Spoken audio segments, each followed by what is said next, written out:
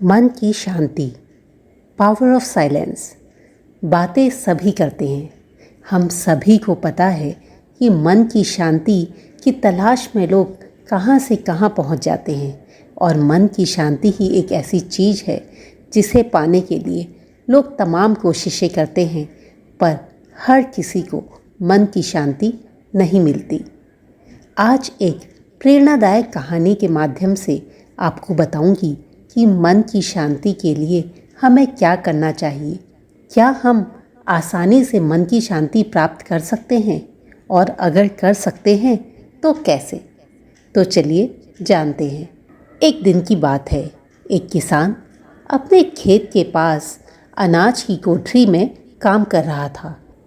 काम करते करते वह थोड़ा थक गया, तो उसने सोचा कि थोड़ा आराम कर लिया जाए। उसने अपने हाथ में बंधी घड़ी को उतार के रखा और थोड़ी देर के लिए सो गया। जब वह जागा तो उसे घड़ी का ख्याल नहीं आया और वह दोबारा अनाज की कोठरी में काम करने लग गया। जैसे ही उसका काम खत्म हुआ, तब उसने सोचा कि चलो अब घड़ी पहन ली जाए, लेकिन अब उसे वह घड़ी कहीं नहीं मिल रही थी। उसके लिए यह घड़ी बहुत कीमती थी, क्योंकि उसके पिताजी ने उसे यह उपहार में दी थी, और उसका उस घड़ी के साथ एक बहुत ही इमोशनल कनेक्ट था। किसान ने घड़ी ढूंढने की बहुत कोशिश की, परंतु उसे घड़ी कहीं पर भी नहीं मिली। कोठरी बहुत बड़ी थी और उसमें चारों ओर अनाज फैला हुआ था। वह पूरी लगन के साथ घड़ी को ढूंढने में लग गया, लेकिन घड़ी तो जैसे मिलने का नाम ही नहीं ले रही थी। वह बहुत ही हताश और दुखी होकर कोठरी से बाहर आ गया। तभी उसने देखा कि वहाँ कुछ बच्चे खेल रहे हैं। उसने ज़ोर से आवाज़ लगाई और बच्चों को अपने पास बुलाया। सभी बच्चे दौड़ के उस किसान के पास पहुँच गए। किसान ने उन्हें बोला कि मैंने अपनी घड़ी को इस कोठरी में कहीं खो दिया है।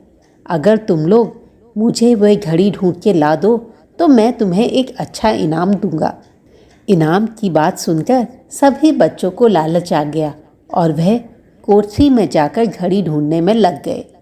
सब बच्चों ने एक एक कोना कोना छान मारा, पर घड़ी किसी के हाथ भी ना आई। बच्चे काफ़ी देर तक ढूंढते रहे, लेकिन घड़ी उनके हाथ नहीं आई।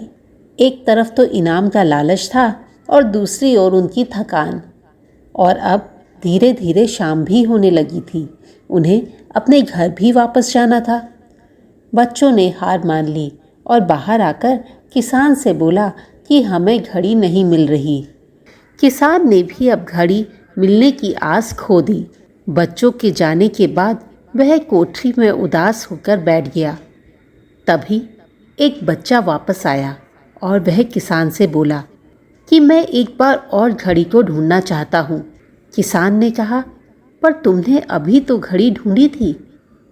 बच्चे ने कहा, हाँ, पर मैं एक बार और कोशिश करना चाहता हूँ। किसान ने हामी भर दी। बच्चा कोठरी के भीतर गया और कुछ देर में बाहर आया, और उसके हाथ में किसान की घड़ी थी।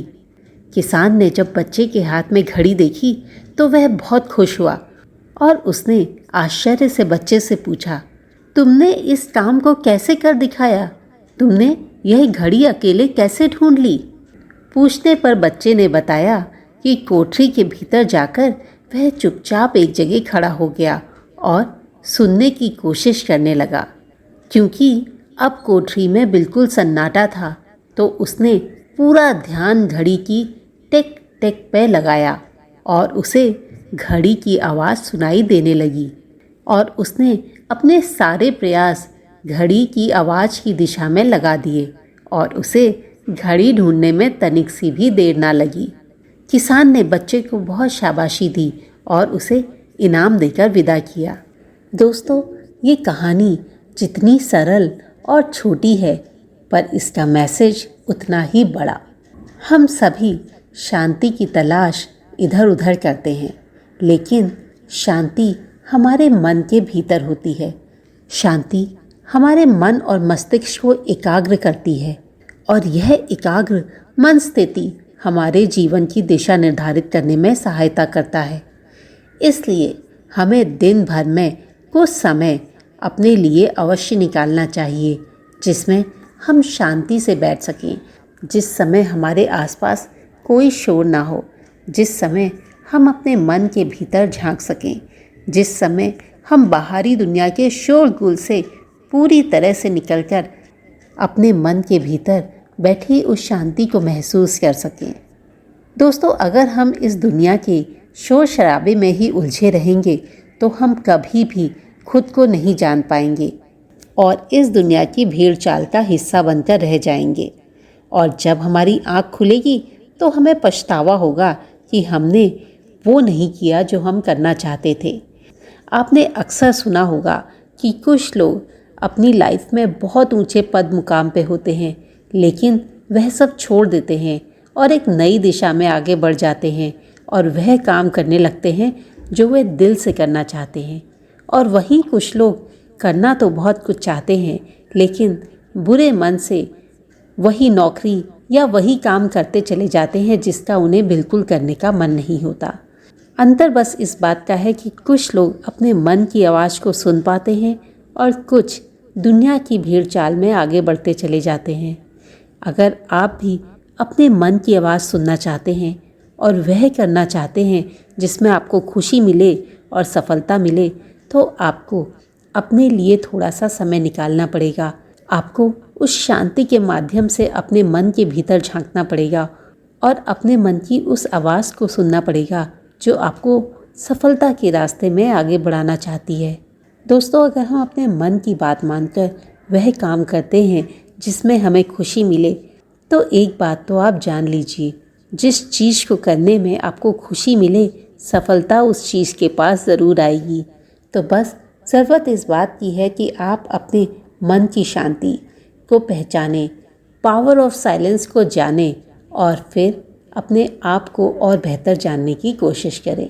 आशा करती हूँ कि ये इंस्पिरेशनल स्टोरी आपको पसंद आई होगी। कमेंट लिख के मुझे ज़रूर बताइएगा कि आपको ये कहानी कैसी लगी। जल्दी ही मिलती हूँ एक और रोचक कहानी के साथ।